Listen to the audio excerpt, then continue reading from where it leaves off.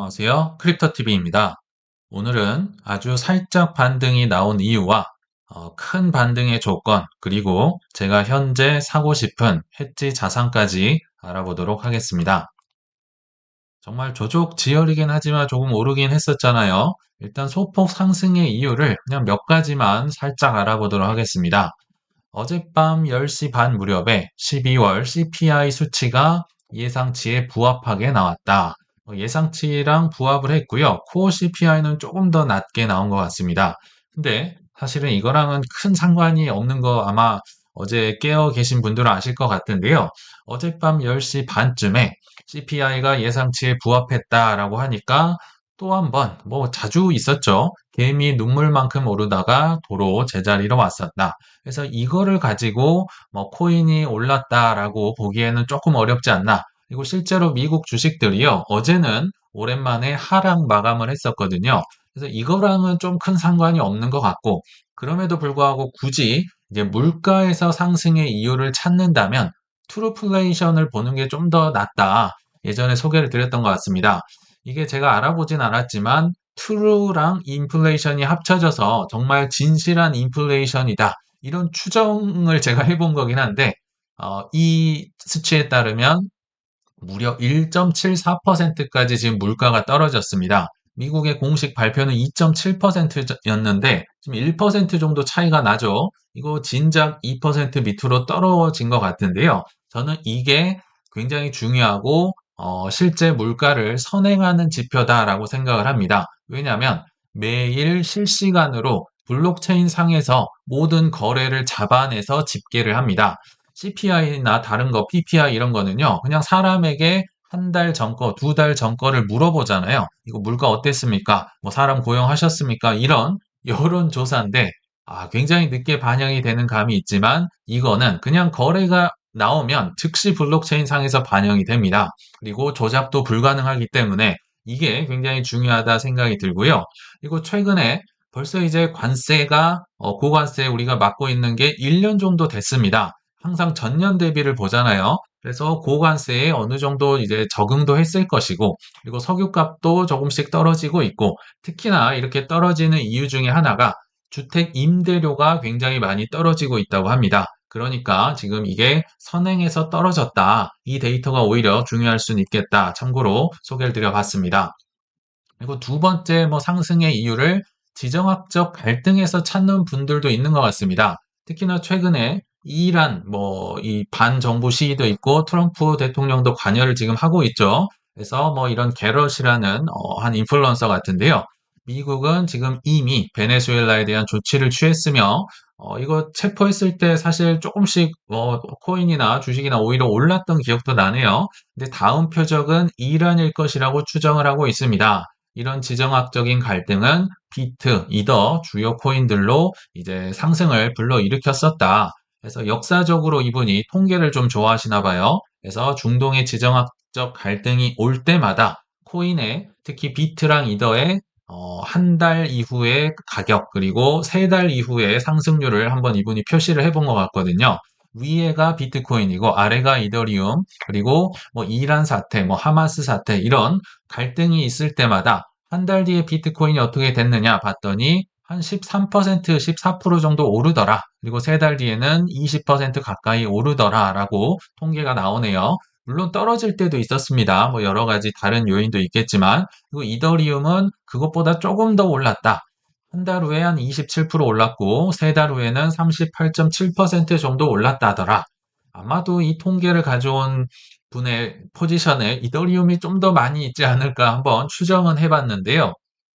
근데 글쎄요, 뭐 이게 일리는 있지만 제가 볼 땐 아직은 위험 자산이 더 가깝다. 디지털 금이 되면 좋겠지만 지금은 주식보다도 오히려 더 위험한 위험 자산에 가깝다. 그래서 저는 이게 뭐 옳은 이유가 뭐 디지털 금이라서가 아니라 불안 속에서 뭐 전쟁이 나오면 불안하니까 막 팔 거 아니에요.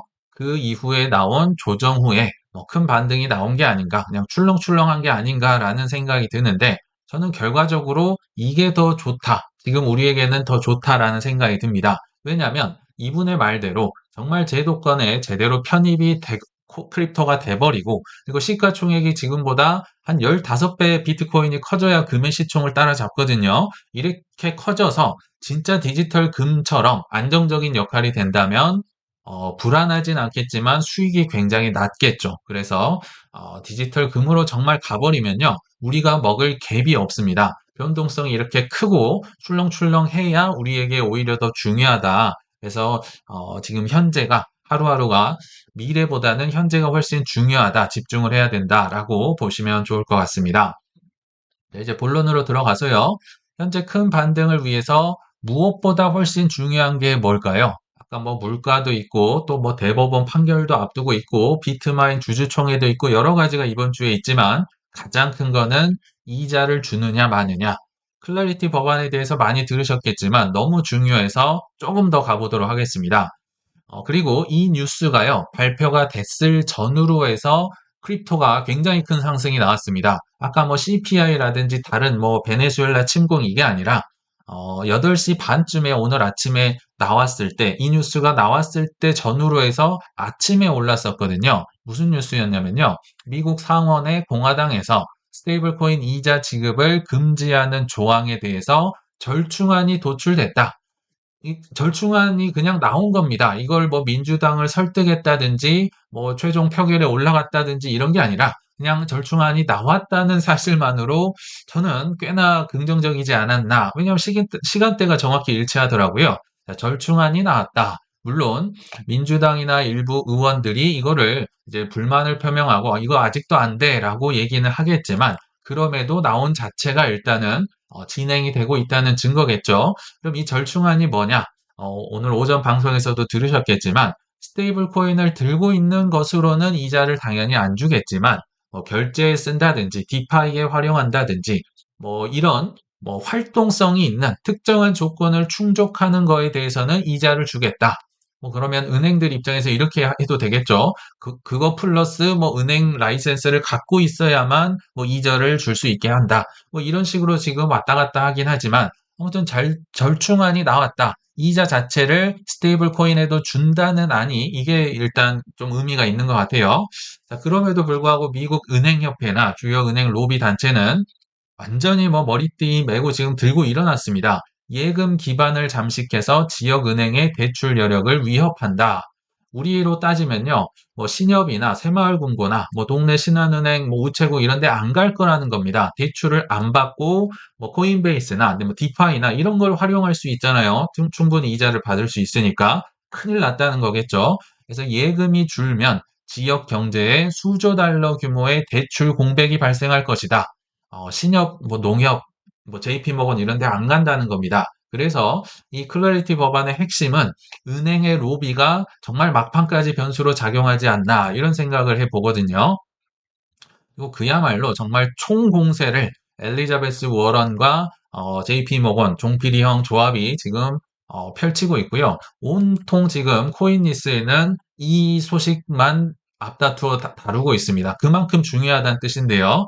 또 오늘 아침에 엘리자베스 워런 반 크립토의 수장이죠. 월드 리버티 은행을 인가하는 거는 이해 충돌 해소 전까지는 중단해야 된다. 특별히 트럼프 대통령을 콕 집습니다. 트럼프 대통령이 지분을 다 정리하기 전까지는, 그러니까 들고 있는 거 다 팔으라는 겁니다. 특히나 월드 리버티가 지금 은행까지 넘보고 있는데요. 여기에 핵심 수익 요소는 스테이블 코인 USD1이라는 코인입니다.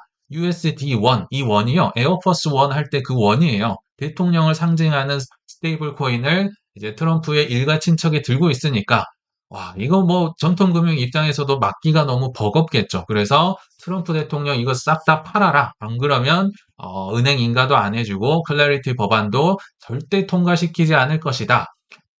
워런 입장에서는 이처럼 심각한 수준의 재정적 이해 충돌과 부패 가능성 본 적이 없다.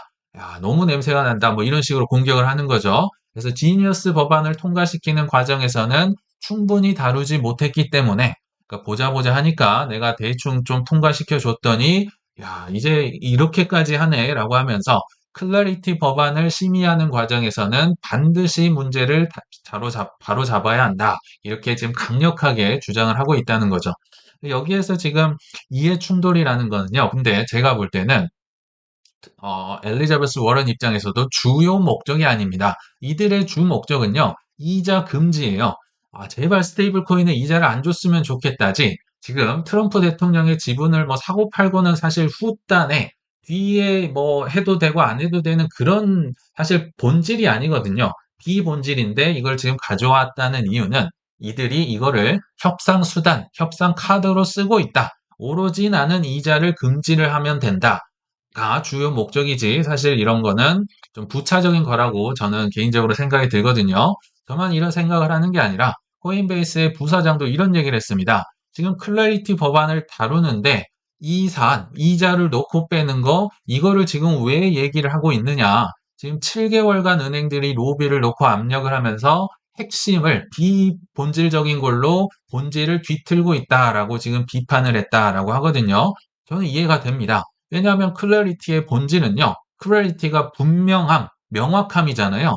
이 코인이 증권이냐 상품이냐, SEC로 가야 되나 CFTC로 가야 되냐, 뭐 스테이킹이나 에어드랍이 도대체 뭐냐. 이 역할 분담이 핵심인데 지금 이자를 계속 논의를 하고 있죠. 이자랑은 전혀 상관이 없어요. 만약 이거 하더라도 지니어스 법안 때 스테이블 코인 법안 다룰 때 했었어야죠. 아까 워런 말대로. 본인들이 이걸 통과시켜 놓고 엉뚱한 지금 클래리티 법안에서 많은 시간과 노력을 줄다리를 하고 있는 게 정말 밥그릇 싸움이 어마어마하게 치열하다라고 보시면 될 것 같습니다. 조금 화제를 돌려서요. 그러면 이 기득권, 특히나 JP모건을 필두로 한 이분들의 혹시 주식 차트 보신 분 계실까요?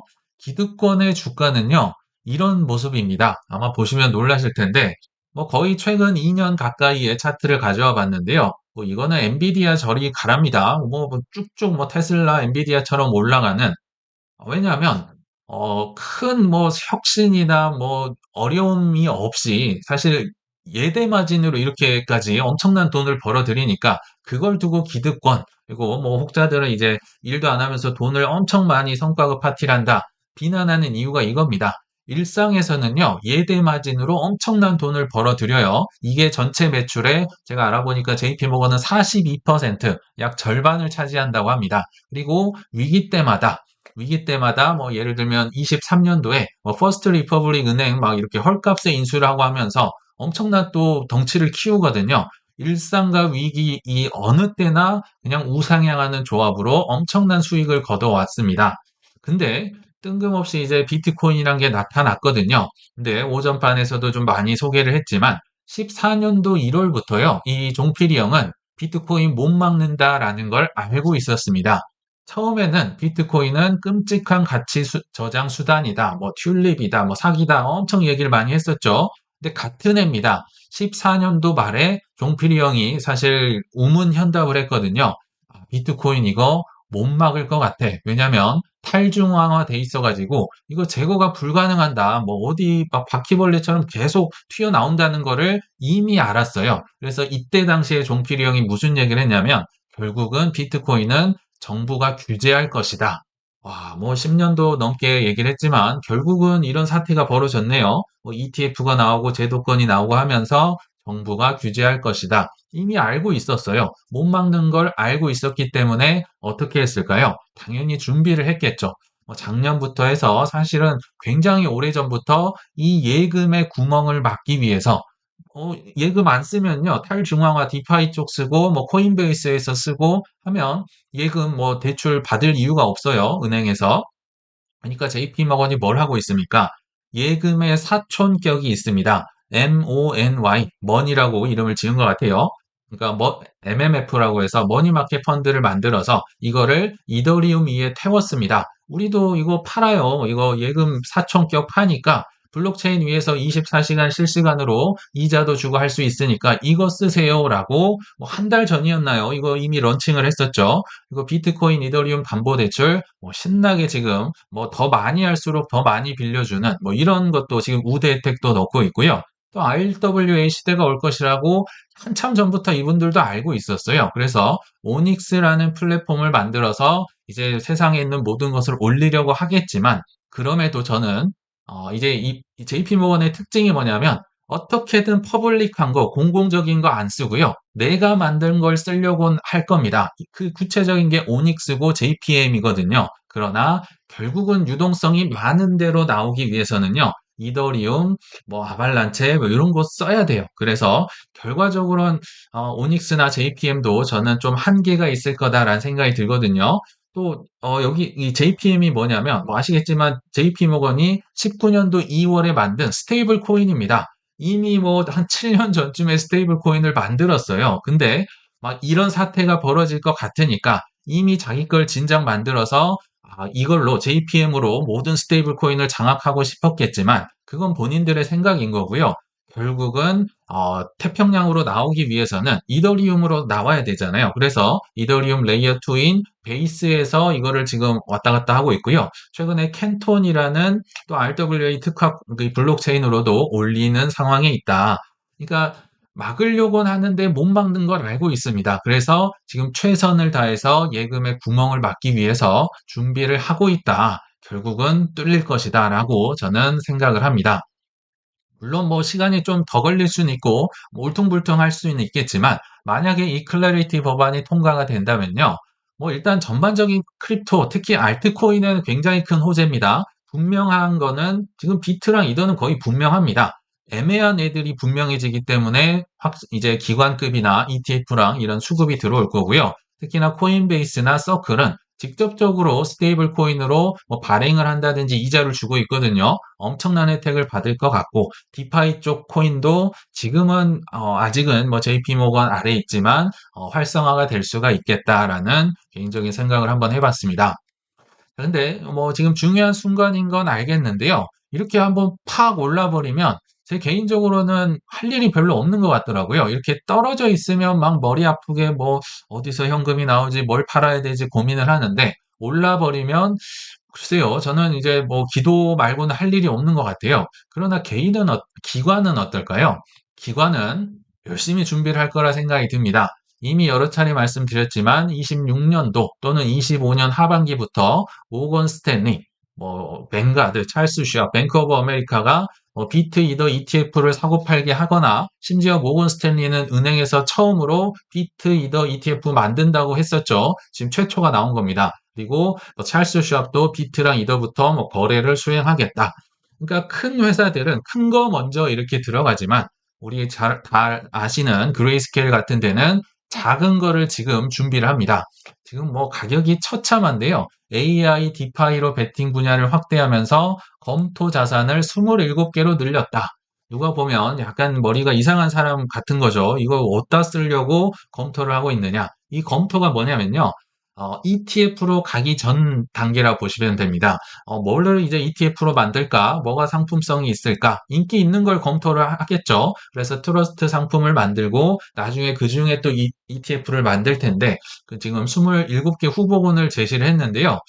저 이제 너무 많은 코인이 나와서 저도 다 모르는 것 같아요. 스마트 컨트랙트에 있는 뭐 여기 아비트럼이나 뭐 멘틀도 보이고 셀로, 뭐 폴카닷, 뭐 톤, 트론 뭐 이런 건 알겠는데 뭐 하이퍼리퀴드, 뭐 봉크, 뭐 버추얼 뭐 이런 것도 좀 있네요. 근데 대부분 제가 모르겠습니다. 이게 모르는 것까지도 지금 준비를 하면서 지금 물 들어올 날을 그레이스케일은 기다리고 있지 않나라는 생각이 들거든요. 기관들은 바쁩니다. 그리고 이미 준비를 큰 공룡들은 다 해놨다라고 보시면 되고요. 근데 개인적으로 우리 개미들은 글쎄요, 저 개인적으로는 공격적인 매수, 막 작은 것까지 사는 것 이제 어느 정도 전 종료를 했습니다. 다만, 삼자가 알려주는 해지 자산이 있어서 한번 소개를 해드려 보겠습니다. 이게 무슨 얘기냐? 저는 이제 크립토 뭐 전문으로 항상 이렇게 시야를 보지만 다른 분야에서 혹은 주식이나 혹은 부동산이나 혹은 뭐 금이나 은이나 뭐 채권이나 이런 데서 누가 폭등을 했다거나 폭락을 하면 알려주잖아요. 뭐 폭등은 그냥 지켜보겠지만 폭락이 또 오랜만에 제가 여러 이제 뭐 부동산이다 경제다 카톡방이 많은데요. 이 일반 분들인 거죠. 경제 뉴스 여기에서 누군가 알려주시더라고요. 지금 쿠팡이 시세 3개월 보니까 엄청 재미없네요. 최근 3개월은 그냥 내리막이다. 바닥 뚫고 내려가고 며칠만 빠지면 1년 전 가격이 된다. 개인적으로는 쿠팡을 다는 아니고 한 절반 정도 팔아서 아이렌이라는 주식으로 바꿨었거든요. 한동안 잊고 있었는데 이런 안 좋은 소식이 나오면 일단 저는 관심 종목이 됩니다. 그리고 쿠팡은 뭐 워낙 오래 들고 있었기 때문에 잘 알고 있는데요. 그리고 아마 뭐 쿠팡 지금 한국들 다 알고 있을 겁니다. 엄청나게 많이 뉴스에도 악재로 등장을 했었잖아요. 공정위에서 심지어 이게 어제 기사였네요. 쿠팡 영업정지까지 검토하겠다. 아예 망하게 해주겠다. 무시무시하죠. 근데 물론 쿠팡은 잘못한 게 있어요. 해킹 당했고 관리를 잘 못했으니까 죄값은 받아야겠지만 한번 냉정하게 생각을 해보시죠. 투자는 냉정해야 됩니다. 이게 뭐 옳다 그르다 뭐 막 욕하고 이게 아니고요. 따지고 보면 SK텔레콤 해킹 당했나요? 안 당했나요? KT는요? 롯데는요? 신한카드는요? 제 머릿속에 있는 해킹 건만 최근 것만 나열해도 이 정도입니다. 그럼 이들에게도 같은 잣대를 들이밀어야 되지 않을까요? 그리고 더 나아가서 뭐 쿠팡도 이제 지금은 뭐 여러 가지가 있겠지만 영업 정지 물론 할 수도 있습니다. 그러나 만약에 한다면 이 쿠팡의 생태계를 잘 뭐랄까요? 이해를 잘 못했을 수도 있겠다라는 생각이 드는 게 쿠팡의 총 종사자가 지금 얼마나 많냐면요. 무려 100만 명입니다. 100만 명. 그중에 배달 파트너만 50만 명에서 60만 명. 젊은 친구들이 엄청 많이 이용을 하고 있고요. 또 물론 몸은 힘들고 고되지만 다른 일에 대비해서 성과가 좋습니다. 보상이 생각보다는 많아요. 물론 뭐 여러 가지 털면은 다른 데도 뭐 이런 흉이 많이 있겠죠. 그렇지만 아무튼 100만 명을 책임지는 회사가 쿠팡이다. 뭐 이렇게 편하고 좋고 로켓 배송 이런 걸 빼더라도요. 100만 명을 책임을 지고 있는데 이게 얼마나 많은 수치냐면요. 지금 한국에서 가장 잘 나가는 뭐 삼성전자, 하이닉스, 현대차 제가 다 가져와 봤는데요. 삼성전자 1위입니다. 2위가 현대차. 그러니까 모든 이 생태계, 뭐 하도급 업체, 종사자를 다 합치면 삼성, 현대차를 합쳐도 100만 명이 안 되는데요. 쿠팡이 100만 명이 넘는다는 겁니다. 근데 이걸 영업 정지를 해버리면요. 이거는 좀 쉽지 않은 상황이 올 수 있겠죠. 뭐 벌금을 때리든지 다른 형태로 가야지 영업 정지는 글쎄요. 저는 쉽지 않겠다 생각이 들었는데요. 제가 뭐 이런 얘기를 드렸던 뭐 자산이 꽤 있었던 것 같아요. 예전에 SK텔레콤 해킹 당했을 때, 삼성전자 자기 혼자만 막 떨어지고 힘들어할 때, 저는 이번에가 쿠팡 차례가 아닌가. 왜냐하면 혼자 슈퍼 악재입니다. 혼자 지금 불장 주식 막 파티하고 있는데 혼자 악재가 크고요. 그리고 불장인데 나 홀로 소외가 되고 있고 또 심지어 쿠팡이나 뭐 예전에 뭐 유나이티드헬스도 그랬고 소비주입니다. 뭐 의료주고 코인이랑은 별 상관이 없는 오히려 방어주에 가깝습니다. 제가 볼 때는 생각보다 해지 자산에 괜찮은 것 같다 생각이 들어서 오늘부터 지금 쿠팡을 다시 사기 위해서 굉장히 째려보고 실제로 조만간 사지 않을까 생각이 듭니다. 요거는 본인들이 직접 알아보십시오. 막 진짜 영업정지 당할 수도 있는 거고요. 여러 가지를 검토하신 후에 판단을 하시면 좋겠다. 마지막으로 말씀을 드립니다. 그래서 오늘의 결론은요. 현재 코인러들의 주된 관심사는 클래리티 법안이다. 이게 정말 엄청 중요하니까 요걸 좀 따져보셔야 된다는 겁니다. 물론 오늘 내일에서 뭐 아까 말씀드렸지만 관세 대법원 판결이나 뭐 비트마인 주주총회나 또 오늘 밤 10시 반에 또 PPI 발표도 나오거든요. 물론 여러 가지 이슈가 있지만 우리가 가장 관심 가질 소식은 클래리티 법안의 통과 여부라는 점을 다시 한번 말씀드리면서 이만 마치겠습니다. 시청 감사합니다.